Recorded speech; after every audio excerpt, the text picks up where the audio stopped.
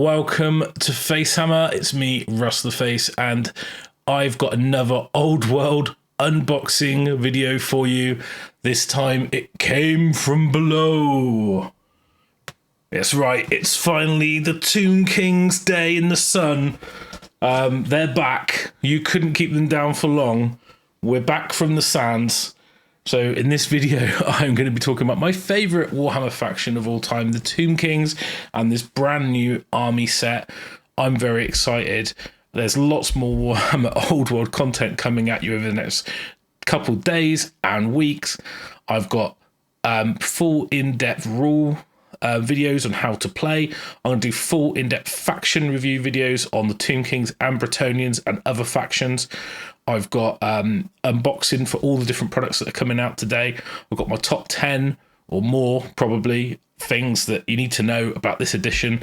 It's a very exciting time of the year. It's a brand new year and it's a brand new time. And it's the perfect time to go back to something old, but new. So I'm very excited. Without further ado, let's get ready for some hammer to your face and let's get into the unboxing video.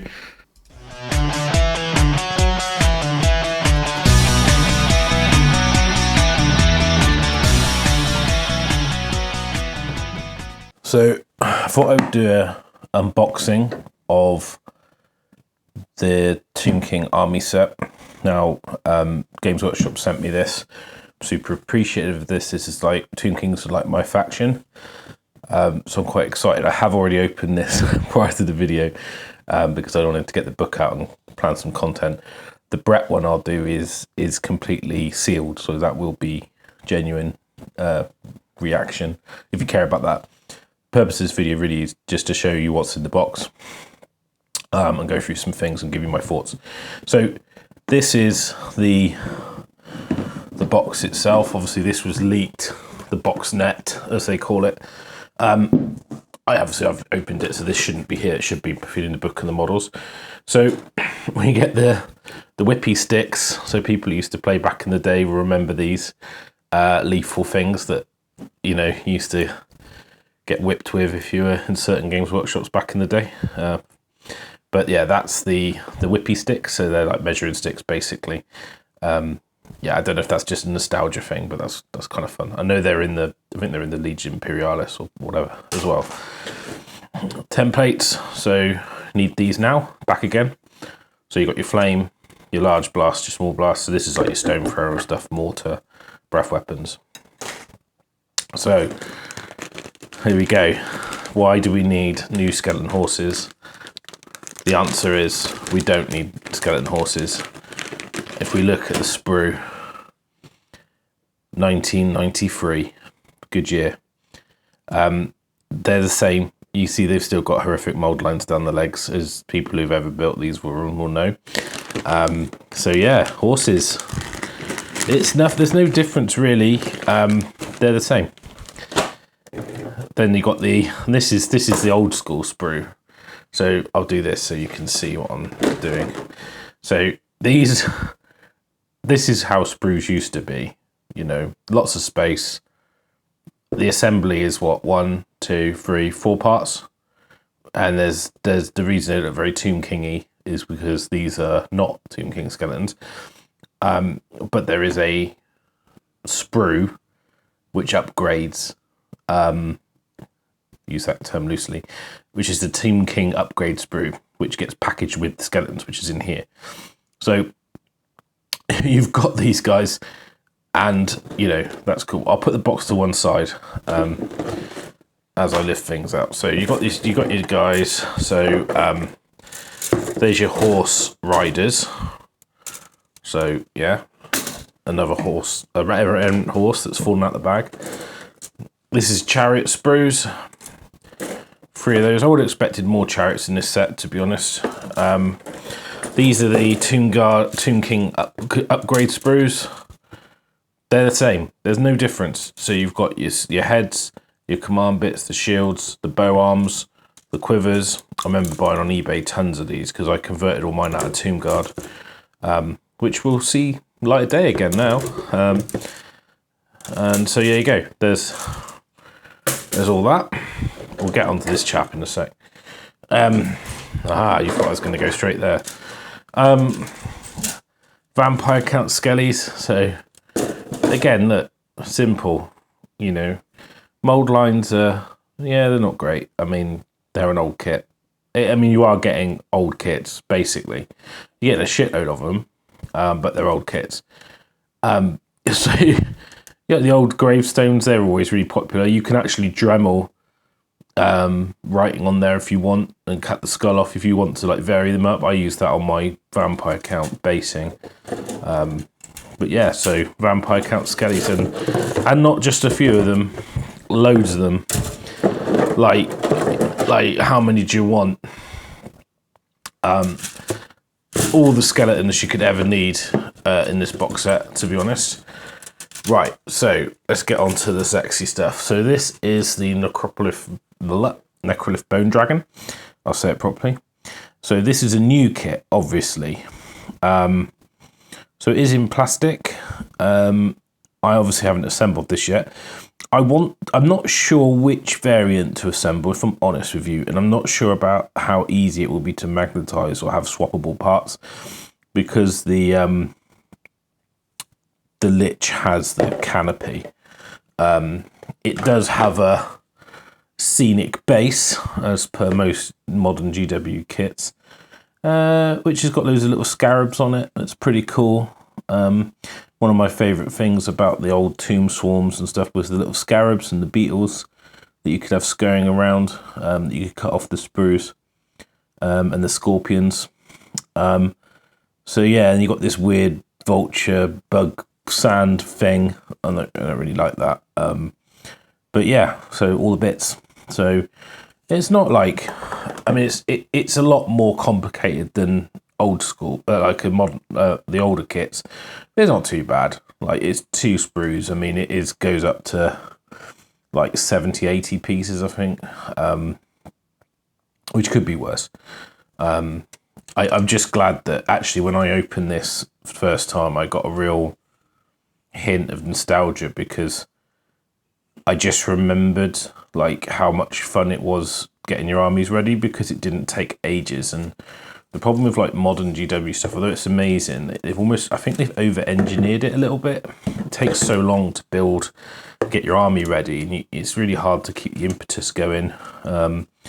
So I'm although they got bad mold lines on, when you've got 4 pieces for a skelly, I remember building units in the afternoon, and now it takes me like a whole day. So I'm really, I don't know, it just really sparked, maybe it's just the familiarity of the kit, I don't know. It just really sparked something. Anyway, that's the Bone Dragon. So two sprues, pretty neat. Hopefully it won't get damaged. I mean, it does protrude quite a lot from the sprue. So I did that classic thing of opening the box and taking stuff out and then forgetting how they go back in. But I'm going to assemble him soon, so not a problem. So you've got this was sealed. So you've got your rule book, which is an absolute beast. I'll do a separate video on this, going through what's in the book. And I mean like an overview, which will be out today, along with the Brett unboxing, card unboxing, because it's pre-order day. And really what you guys want to know is what to order or what you want. And this book is a monster. Look at it. It's just a beast. Old school. I actually got the old 8th edition book out of the loft. It's smaller than this. It's still up in the loft actually, but I went up when I was up there, I had a look at it. So I was like, oh, it's a bit smaller than this. I'm down. This is cool. This is a really nice book. I really like this logo. I'll go through this. So the video on this is not going to be like a deep dive on the rules. I'm going to release a multi-part series on that over the coming weeks, because you can't really play yet anyway until the rules are out. So I'm going to just drip feed that. Really, today the videos will all be about overviews of the products, and I'm going to do a video which is going to be the sort of the top 10 or the main changes or the main things to look out for, and what makes Old World probably, I think, the best version of Fantasy Battle there has been, and why you should play it. So that's going to be the video I'm going to do. It's going to be a bit of a love letter. And you'll hear me gushing a bit because, well, I'll get into that in that video, but just as an overview, I basically feel like my hobby's been on hold for a while, and this is like Age of Sigmar's just been like a fling after a meaningful relationship, and now this is the new meaningful relationship. I don't know if that's the right way to describe it, but that kind of thing, you know. So anyway, so not to say I'm not going to continue dipping into AOS, but there you go. So don't do that in love, by the way. So you got your instructions. I love this. It's so simple. It's like, oh, 1, 2, 3, 4, 5 pieces, stick them together. It's like, yay! It's just joyous. I don't know why. The instructions like this just made me happy. Look, the Tomb King Chariot. I mean, how simple is that? You know, 5, 6 pieces, like for the main chariot, and then a couple of extras you can glue on. Lots of flat panels for painting. You know, choose your crew. Square bait. I don't know. It just really does. And then you get a modern kit, which is yeah, not too bad, but again, you look at the difference and you're like, oh yeah, all this stuff. I know it's a big monster, but still, yeah. And then you've got the difference. Now this is the thing, like, so you see, like, the rider here is separate to the dragon, so you can't have the dragon without a rider. Just if people are interested, it has to be a mount. Now, I wonder if any of the parts are common between the two.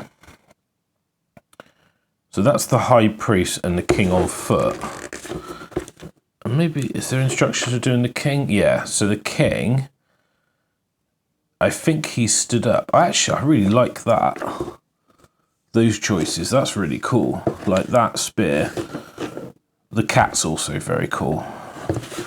So let's see. So what we've got, 36, 35, 37, 30C.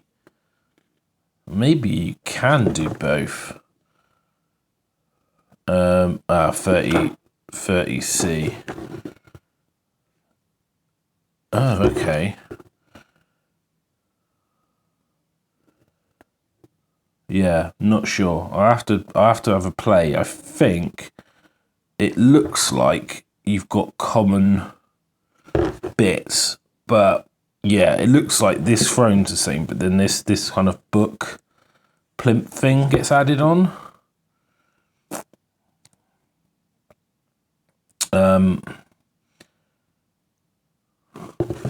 He's got like a seat thing.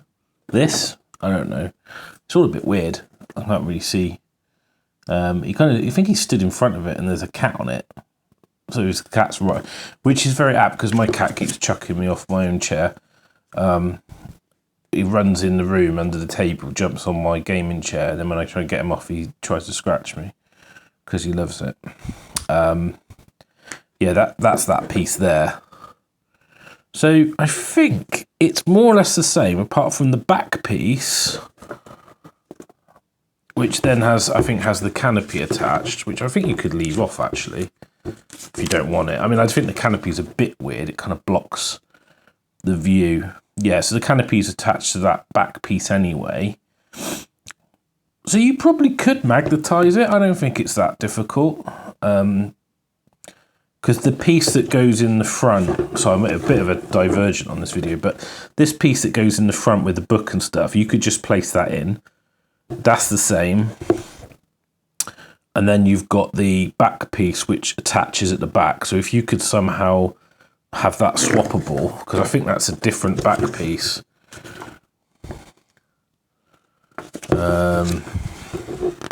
Sorry, it's a bit back and forth really looking at this. No, that is actually the same, isn't it?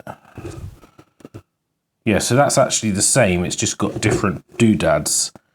Oh, so it's still actually got those two bits. So you could basically build the throne as is, and all you're doing is you're adding the riders separate, and then you've got a canopy, which you could leave off anyway.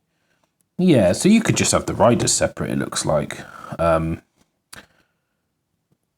you wouldn't even need to worry about magnetizing it, because you could just literally have the Lich Priest model you could plonk in with his little thing at the front, or swap it out. So I think you could easily make it swappable. You obviously wouldn't get the king on foot, but I'd probably order the resin one that's out, because that's really cool, or Monarch of Nakara. Anyway, that's the dragon. So this is the other thing. Okay, that's out of the way. Right. So this is cool because you've got army list. So you've got a 1250 point army list, and it's got the high priest, the hierophant, and he's on a bone dragon, so it gives you all his kind of stats. 8 wounds, toughness 5, so obviously that's because he's on the dragon. It's got his special rules. It tells you what the special rules are. So you've got a rise, so infantry or cavalry. So basically during the command phase, if you're not engaged in combat, the character may attempt to resurrect fallen models. So it just happens. So you have to take a leadership test, so leadership 8, and then you can take a friendly unit and a current undead special within 12. It covers a number of lost wounds. Construct's a lot harder. So if you're infantry or cavalry, gets his wizardry level plus D3. So if he's level 4, he's level 3, I think. That would be D3 plus 3. If the troop type is chariot, equal to your character level plus 1. So if that means you're getting 4 or 5 wounds back. Monster, number of wounds equal to your level, so get 3 wounds back. So actually the healing's tied into your priest. So you're going to want a lot of priests. That's really cool. And here's the hierophant. So it says if he's slain, then you basically... you lose regeneration, because basically all the skellies, he's got regeneration 5 up. For example, we've got regen, that's why flammable attacks are nasty. And then the end of the phase model is removed as players are casualties. Start of turn sub-phases. All friendly units that currently must take a leadership test. This is the crumble test. Number of wounds, which it failed, which we know about. Obviously, it's got its breath weapon, magical attacks, multiple wounds. So, yeah, so it's cool because, like... It's nice. It's sort of simplistic. There is more to the Tomb King army, but at least you've got the rule book, so you've got everything between that and that to play what's in the box, because you can just build it like this and play this army. And if your mate's got the Brett one, you can literally just play against each other 1250 points, which is great because it's a good starting point. It gives you, and the thing about the Tomb King box, and I think it's been criticised quite heavily online, is that people are saying, oh, you know, it's just old models, they're selling old models. But if you're getting back into the game, and even if I've got a Tomb King army, but my army's like in bits, the bases, it's damaged, it's just dusty, it's been like in storage, whatever. Sometimes it's nice just to do a new army, because you're painting, I haven't painted a Tomb King model for, you know, like 7, 8 years. So my painting's changed a lot. Products have changed a lot. Oil washes, you know, you've got all the nice contrast paints. Maybe you want to do a new army. And the models, the quantity you get is everything you'd ever need from a basic troop point of view. Yeah, you're going to need more chariots for sure. But of the main skellies, you've got so many in this box. Anyway, so you've got your Tomb Prince General on foot, and that's probably why they say build it with him on foot, because you need one of each, basically. Be done, which is, you know, used to be your incantations, but now it you take a leadership test, and then again it's all based around leadership. He's leadership 9, and then it says that the amount any unit they've joined gain the modifier. So the unit he's in gets boosted by his ability if you pass a test, and you can pick plus D3 movement, plus 1 weapon skill, plus D3 initiative. I really like that. That's cool. It's got the flare skulls, awesome.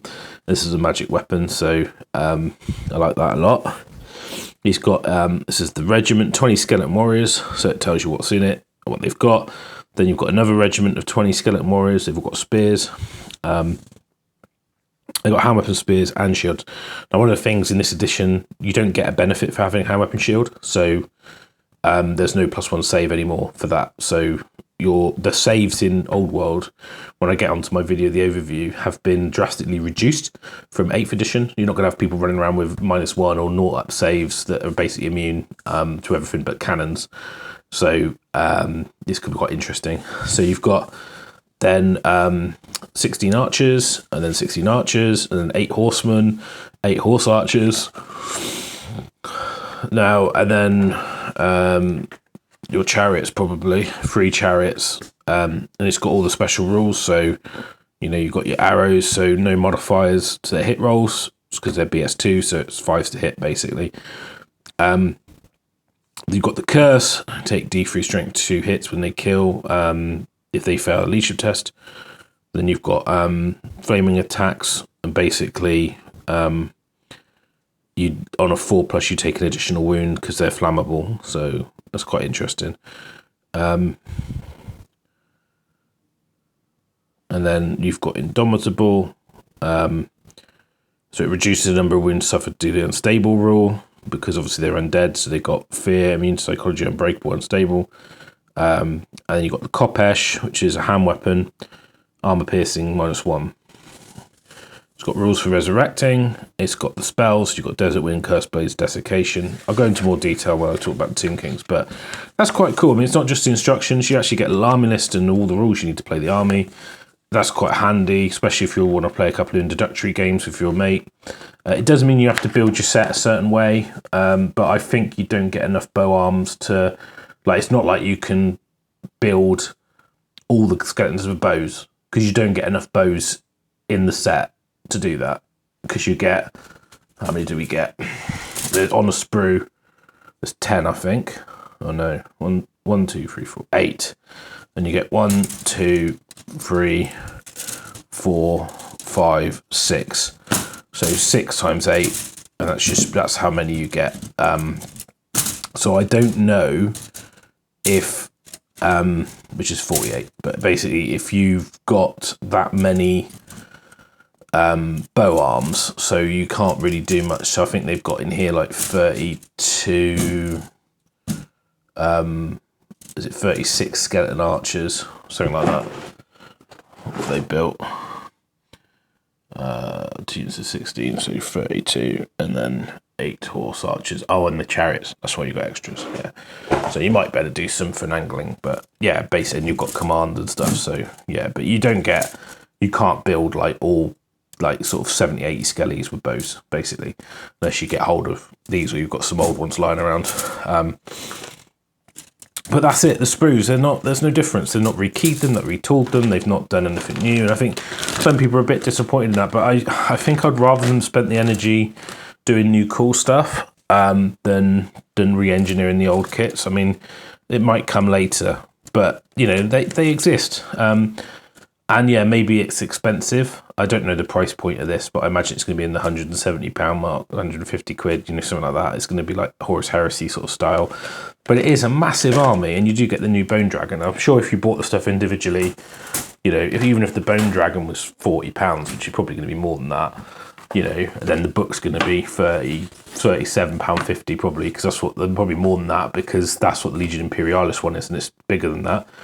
Then, you know, straight away, you're going to be saving money by buying the set. You always do save money compared to buying the stuff individually. This is the thing. This is awesome. There's a reference sheet. It comes in here. This is great because when you're learning, you just have it out and follow its steps. So it's got a summary. It's got your, you know, it tells you what pages it's on. It tells you how to cast spells.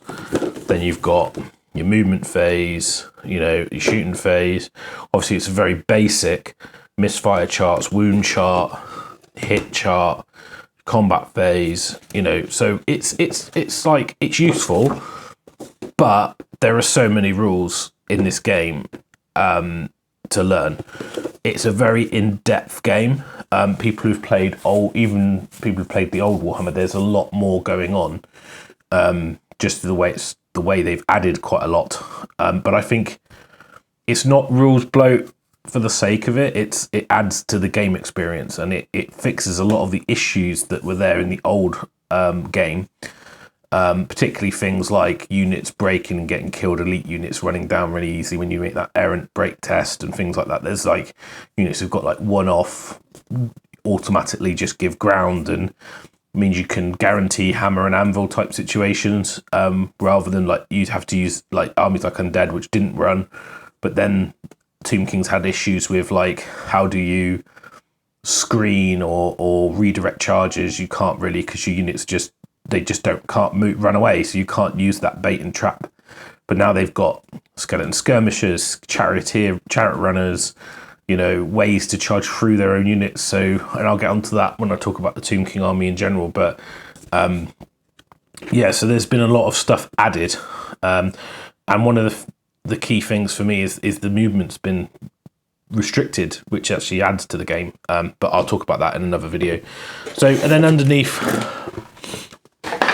we've got all the sexy bases. So there's your Bone Dragon base, a big one. So quite hefty. The cavalry bases have not changed.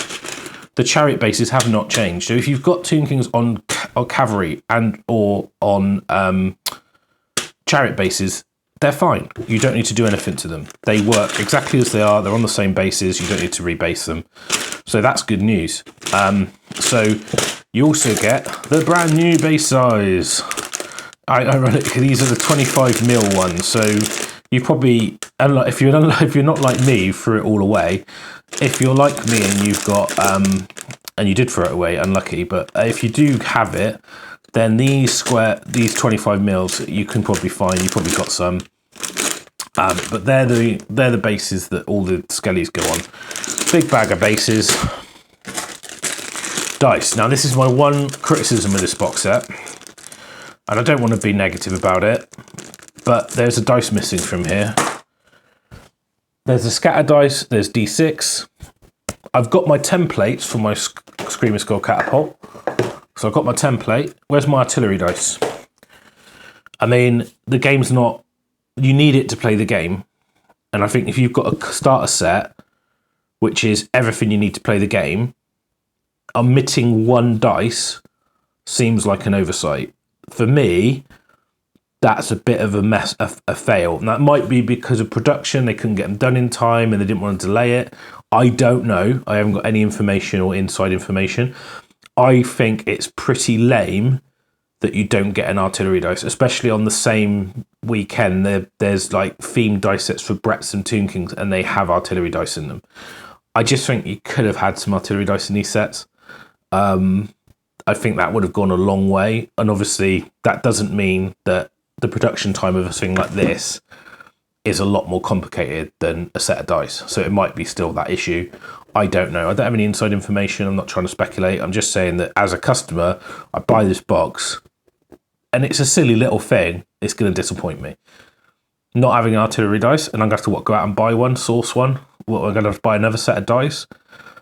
I mean, I might have one because I've been playing for donkey's years. And actually, I did go up in the loft and I did find one, but it took a while because I don't think I kept many of them. I've got so many dice, I've chucked them all into one big box. So trying to find one, I only had like 2 or 3 of them. To find one of those dice. Anyway, I even had the one that had the word misfire written on it from the 4th edition. I've still got that dice, rather than the exclamation point with the explosion. I even found one in centimeters. So rather than 2, 4, 6, 8, 10, it's like 5, 10, 15, 25 or whatever it is.